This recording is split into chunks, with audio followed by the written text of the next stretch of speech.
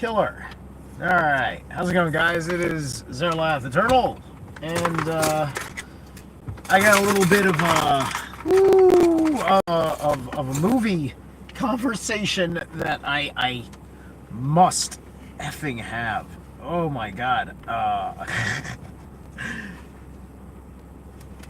Rarely does the psychological aspects of a modern horror film do I personally think matter so much on the depths of a level. So there's going to be a big spoiler stream, which I'm imagining any of you can imagine is a bit of a spoiler. Now, what's unfortunate is, like, it almost doesn't matter to be a spoiler anymore. It's just like I had seen the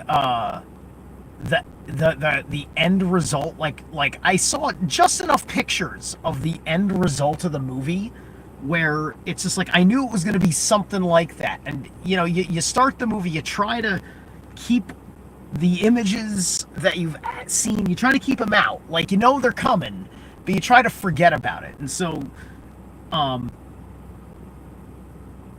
I was mostly able, let me just not think about the part where it looks like eggs, or the part where, why did you just show me the whole transformation, right?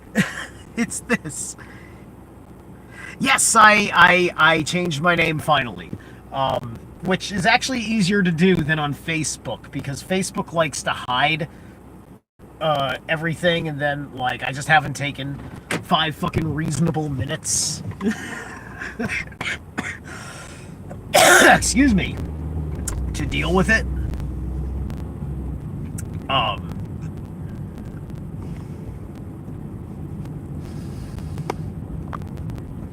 Which is to basically look up, oh hey, how do I change my name on Facebook again, right? But so anyway, so this Substance movie. Okay, so this movie is several premises wrapped up into one amazingly coherent, like if this was not a hardcore scientific body horror fucking movie that was hard to fucking watch. The levels of the allegories of the psychological pathology of female narcissism is kind of what the heart and soul of this story is. At every step of the way, the Elizabeth Sparkle character and the alter ego that gets away from her in a very Jekyll and Hyde, like I said, multiple premises. It's Jekyll and Hyde, right? In one respect, right? So Jekyll and Hyde has a lot to do with it. There's almost a Dorian Gray illusion as well, with the portrait or the big poster that she keeps of herself in her apartment, right? And so this movie is demonstrating Elizabeth Sparkle as kind of she's not doing any evil to anyone other than herself, but the ultimate evil is her willingness to isolate herself, right? She for no good reason doesn't have anybody in her fucking life. Seems to never have wanted anybody in her life, right? She wanted to build an ivory tower life where nobody had access to her except by her permission. Hey, and everybody in the world gets that. And I can especially understand with the way particularly men become attracted to women. A great deal of the filming is shot kind of in a semi-fever dream kind of vibe, is the way I feel about it, which is a lot of the best horror out there. has their sequences done in this kind of way, because a big part of what makes a horror movie is perspective.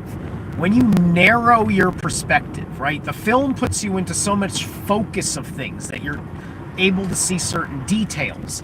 But what makes it terrifying is that in the pursuit of seeing those details is also within the moments that you don't have all of your surroundings in focus either, and you're not really paying attention to what's happening around the situation, right?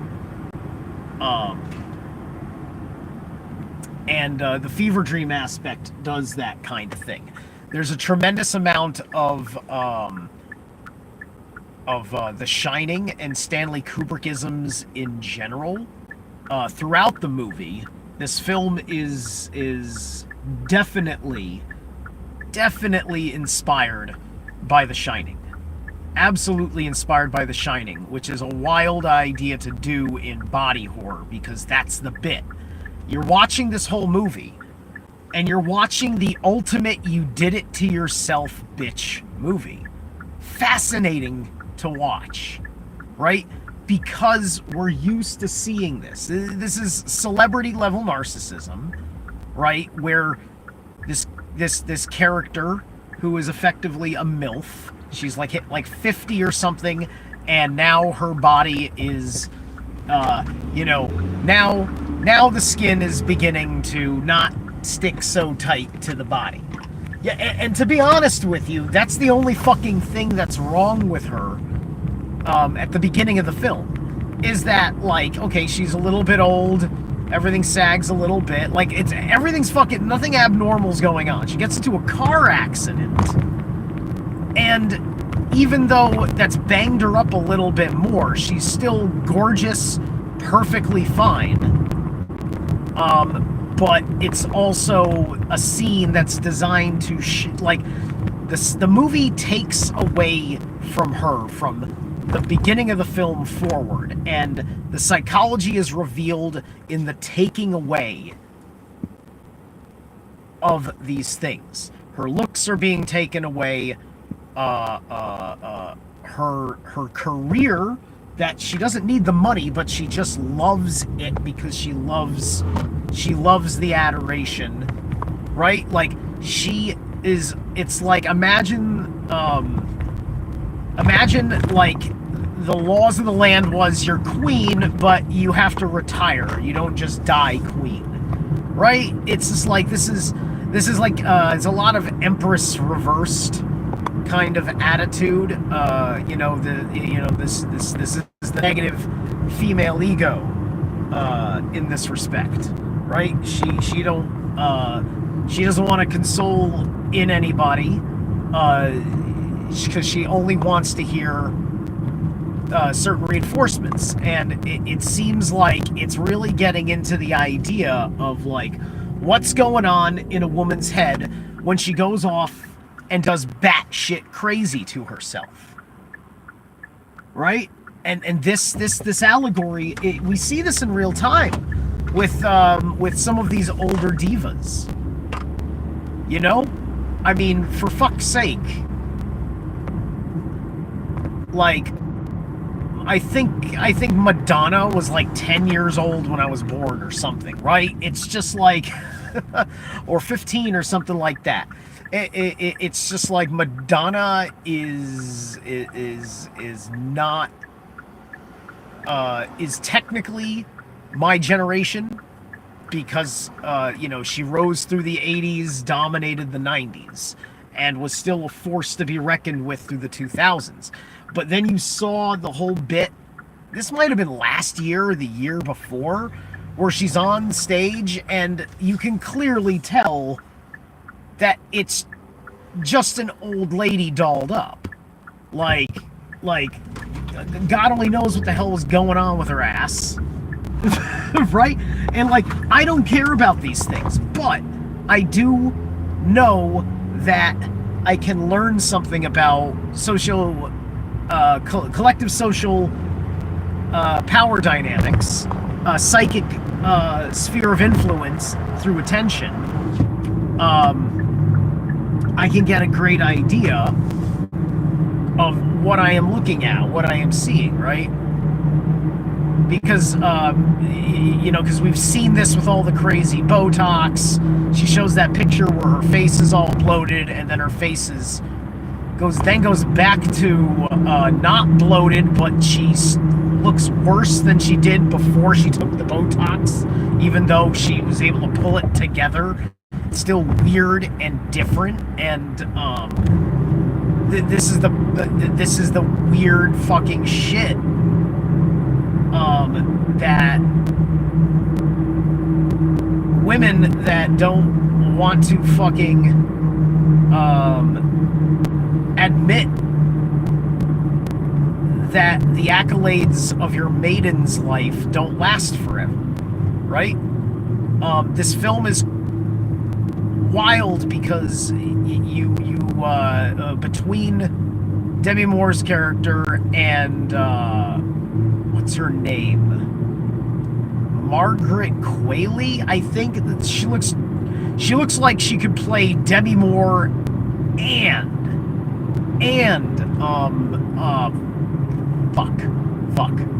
Labyrinth Girl. Jennifer Connelly. Dear God, how do I forget Jennifer? I had a bigger crush on Jen. Sorry, Demi. I still love you. But Jennifer Connelly was much more my crush than Demi Moore. And when I saw her, I saw Jennifer Connelly before I saw Demi Moore, but she fucking nailed it as Demi Moore because she's a great actress. I'm just saying her natural looks. Plus, they look alike anyway, so it's an uncanny valley situation in that respect. So anyway, so the Sue character, holy shit. Right, acting was incredible, obviously we got the whole perfect body situation, and it gives you. This is where you also get like a kind of a trading places, right? The trading places scenario, where the mom and the daughter have the role reversal per se. It's a little bit like that because there's a body switching, consciousness online offline thing, right? It's like you have to switch back to your other body, but when you're switching, you also switch personalities, right? So it's the same soul, it's the same psyche, except it's got a certain shift. It's got a certain shift that occurs because of how it's being impressed upon by being in the younger body. Because what the premise is that you take the substance replicates every cell in your body at optimal youth and beauty, right? And it creates like the perfect prime youth you, complete with the way you physiologically work and think.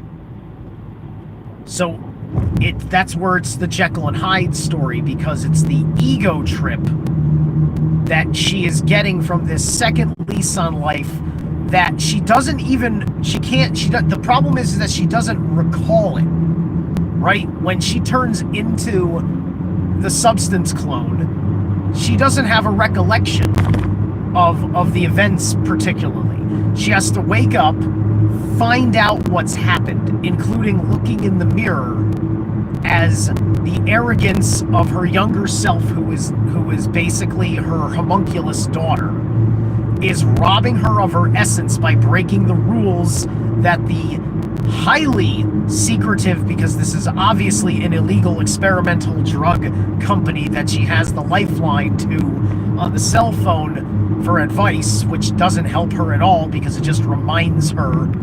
Now, the whole film is about reflection, including the manner of the relationship between the drug dealer and the client, when the client is losing their shit because the young one is drugging off of the old one, right? And so the young homunculus parasites you, and you can't do anything about it because you're forced to switch every week. So this is creating this vicious cycle of hell, which I think is meant to represent how a daughter can drain the life essence of the mother, especially if the mother is not a particularly deep and well-developed person herself, right? Because this is the issue, is that you're looking at this character frozen in time, right? Sue just is who Elizabeth Sparkle was at that age. And when you grow older, you forget that you were not as forethinking about your future as you were when I mean, that you realize that you were, when you were younger, you were not as forethinking about the future as you are in the future. This is kind of ironic that we don't that we have a hard time letting that stick, and someone like me, it was particularly hard to let that stick with all my issues. There's Saturnian lessons riddled all over this. Riddled all over it, right? Because everything is, the film, because of that schedule, it's like jab scheduling, right? So it creates a commentary on, hey, what's up? Corey and Zero, I see you over there.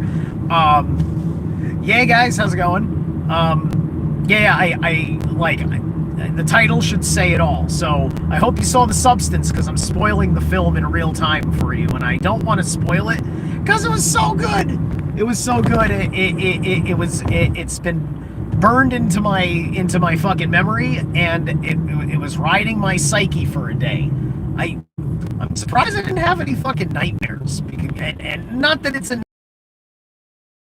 it normally wouldn't even be something I would consider for, except these psychology points, even though this is like a very woman's psychology based premise, which is what makes it so fucking amazing, is that I may think I have learned something about women's psychology through this film, and I'm hoping that I can have a conversation with a handful of women that are honest with themselves about this image stuff, that have seen the movie, right? This would be because this is about the kind of shit that women don't talk about with anybody, which is also why she's alone. It's crazy. It's just like, you don't have one person to call. There's no one you can call to say, hey, watch my comatose body while I'm having fun in my other body because I can't trust myself. Right? Like this is a different movie. This is a different movie if she follows the schedule, because allegedly if you follow the schedule, everything will turn out okay, because there isn't the life leeching, and then this is what you fucking pay for, is the merger. Fuck. We'll get to that in a minute. So, the movie plays off the awesome tropes of the person, even though it's the same person, and the film reinforces this throughout, is that, because she keeps calling up the drug dealer, being like, the other half of me is not agreeing to the balance, or whatever, and it's just like, well, then you gotta handle it. It's you. There is no other person, right? Like, she can't get it through her head, what is happening physiologically to the mind in the transfer. It's not making sense to her, and this drug doesn't come with, there was no fucking list of side effect warnings. It was basically telling you there will be no side effects as long as you follow the schedule, right? And so it doesn't bother to tell you the consequences, because it's leaving you as an adult to, this is why it's Saturnian. It's so Saturnian, right? It would be the equivalent of, me, for instance. It's just like, I'm taking a little bit of creatine every day, right? You could say that creatine is my, quote, substance. Now, if I abuse creatine, chasing eternal youth, chasing, extreme body dysmorphia and acting it to like give me ultra lean muscles or something, and maybe I need to start concocting it with steroids or whatever. Just like it's like, see, I can understand this from that perspective. I remember a movie in the 80s that was based on it was more magic. There was like it might have been an electrical kind of like shock of or a wish or something like that. I think the movie was called The Hunk from the 80s, and it took like a typical like 80s guy, like scrawny 80s guy, and then turned him into a 80s Chad. Right? He turns into a literal hunk, and then like a Jekyll and Hyde movie, the hunk kind of becomes an asshole and kind of puts the chick that the dude's trying to win by turning into the hunk in jeopardy, and he has to fight himself like that, right? That's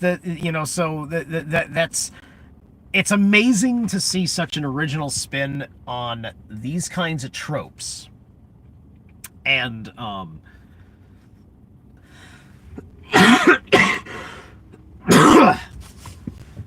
we're living in a very, very cynical age. And we're living in a very superstitious age, right? Because we'll go out and we'll avoid films because they're so good at putting us in the experience that we're afraid we're gonna have a simulacrum kind of experience, kind of like how those chicks got into the Slender Man thing, right? That's a good example. The Slender Man case is a fucking perfect example, right? And I believe in this situation, nobody even died. Like recently, Styx Hexenhammer put out a video saying that he thinks that she's been given a pretty ample punishment, probably even too severe thus far anyway, and it would be acceptable to release her, right? And you know what? The way he put it, I'd agree, because I think, considering how young she was, even before I saw a movie like this, I'm just bringing it up because it's quite apropos, that holy fucking shit, man, like a little bit of temporary insanity, a failure to execute, which also probably means a hesitation, with all honesty, if it got so fucking serious. It wasn't just like, I'm angry at you, I'm flashing, and it's just like, if she's like assertively shown to have fucking come back to ordinary reality, has the ideas of the Slender Man have troubled her no more, right? Like, there's gonna be people, like anybody professionally judging her. There's plenty of ways to evaluate. It's not that hard to fucking keep a situation under control. There's her unforgettable history with that problem as well, which will also protect people, because it's kind of like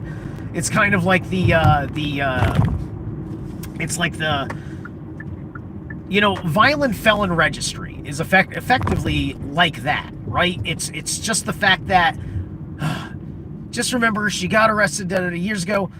She's been fined for many years.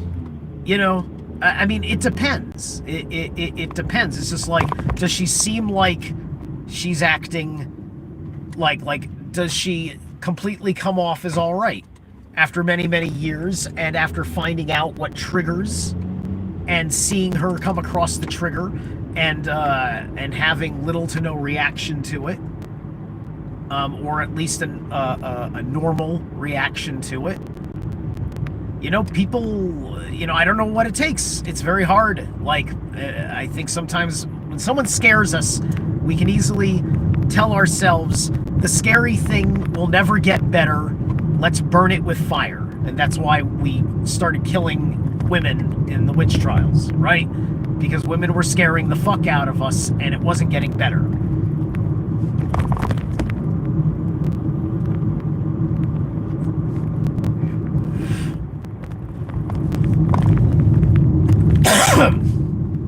So we had to take away all the things in the world that were making them happy. We had to destroy their morale for whatever unresolved reason within the women that weren't going along with it and the men who recognized it for what it is and had the agreement of the women that weren't scaring the other women. Right? So with this fucking movie, every step of the way, she can make a phone call, just one phone call, and they will mail her the fucking ability to make the whole process stop. And she can live with the consequences that she's wrong, but it won't get any worse. Right? So it's like S&M. It's like having a safe word, right? It's but at the same time, it's like making a contract with a demon who's got none of your best interests at heart. And, you know, a deal's a deal, and I didn't have to tell you a goddamn thing about what it's really like, because certainly nothing that happens to her in the film is explained in the brochure for the product before she bought it.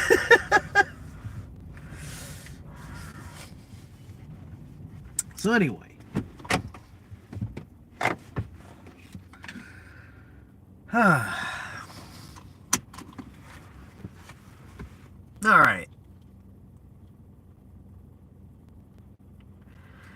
I could see how that would be like Black Mirror material, I guess. You know what? I've never watched Black Mirror. You know, like, I was just looking at the premise of the various episodes and I said, dude, this is like already happening in real time. I don't want to fucking be reinforced by the dystopian future that's already emanating. It's not my fault nobody else is paying attention and they need some fucking fiction to tell you about it. Like it's not happening to you, right? Ugh. So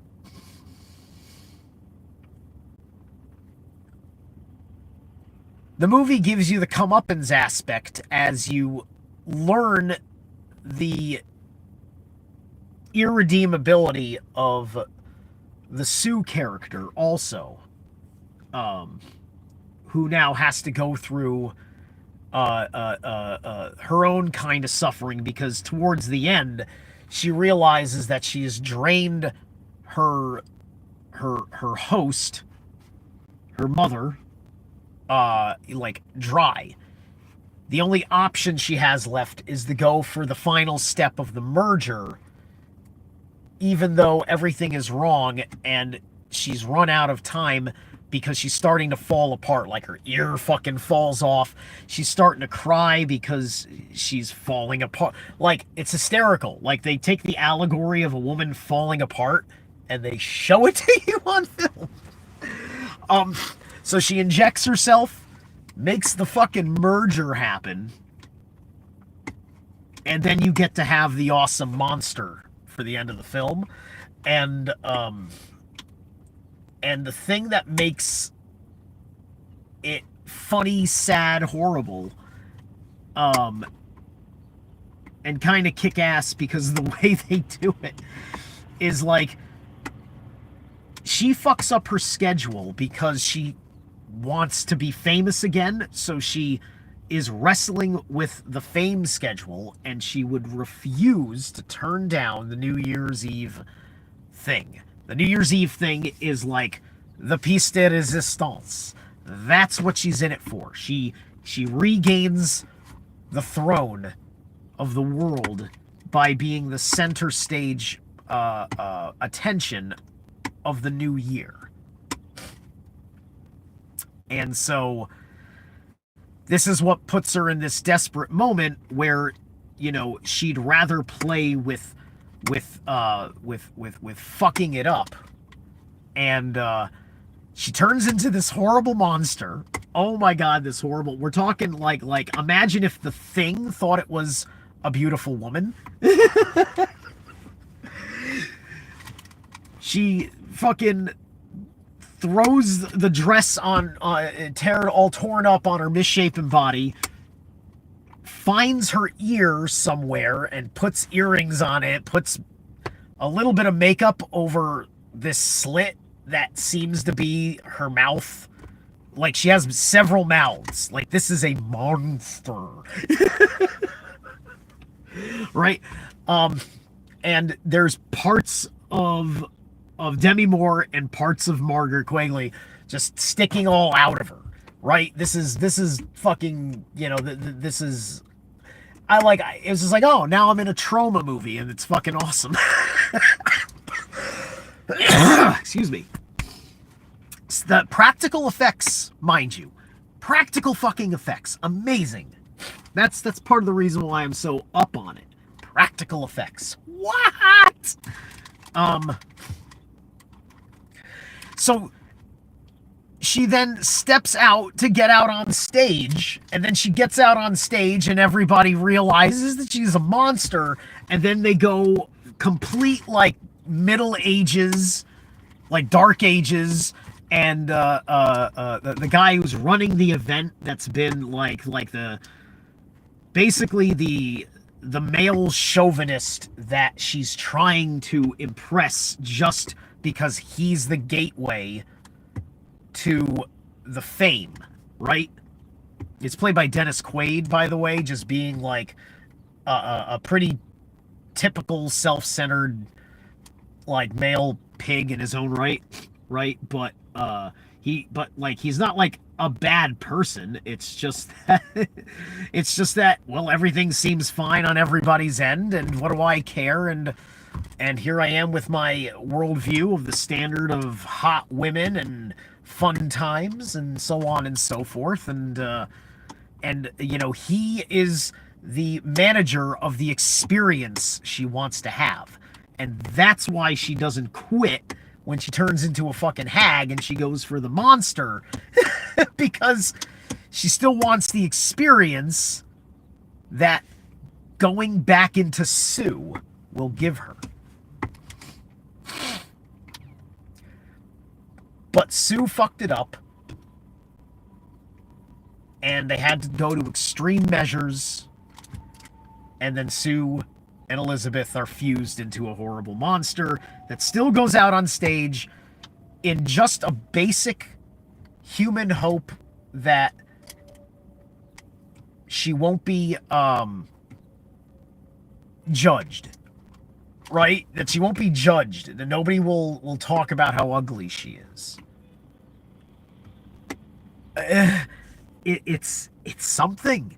It's fucking something. And right, it's like, because if you take away all the special effects, you put this into any mundane reality, like the Madonna situation I brought up, I think the same fucking thing is going on, even if it's not like science. Like, the science fiction is just, it's showing us something with what happens with these various peoples, these older fucking diva types in their kind of lives. The man, the struggle they go with entering retirement, and the depression of no longer having the experience where the world is reinforcing your value. You don't know how to reinforce your own value, and you can no longer accept personal value. Throughout the film, a handful of people that both liked the Sue character and liked the Elizabeth character were rejected by both. Not, no trust, no wanting to whatever, right? Couldn't go through with making those relationships happen because she doesn't want anyone to judge her for her secret of using the substance, amongst other things. So it's quite something what she fucking, like, to watch a woman destroy herself in this manner, right? And so if you like body horror aesthetic, You got a strong fucking stomach, and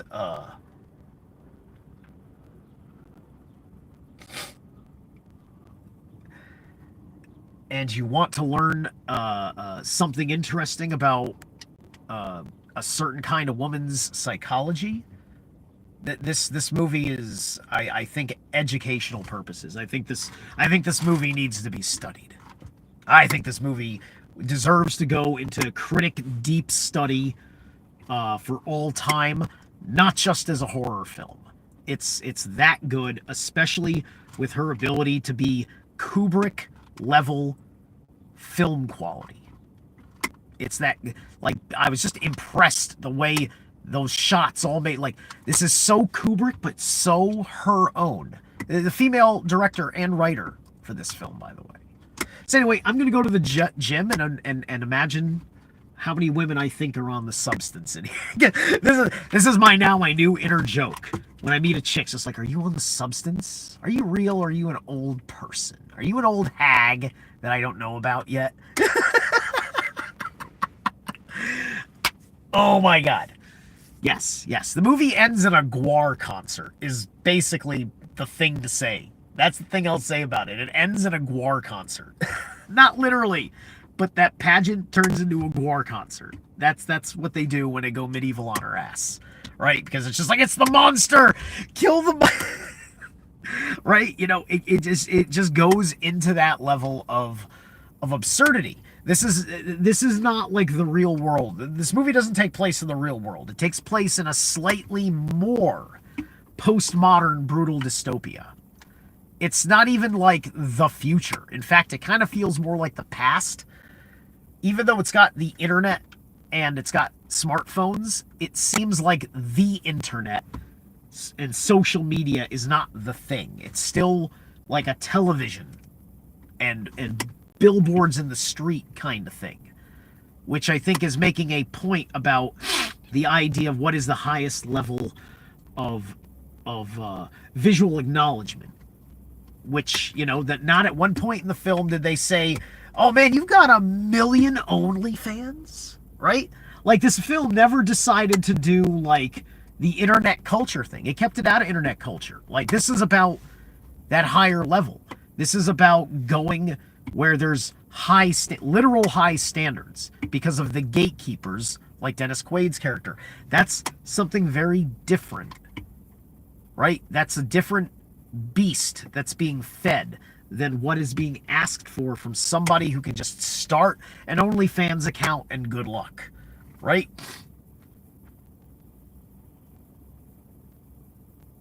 It's interesting. We're living in many new worlds of possibilities. All right. I'll catch you guys later. Thanks.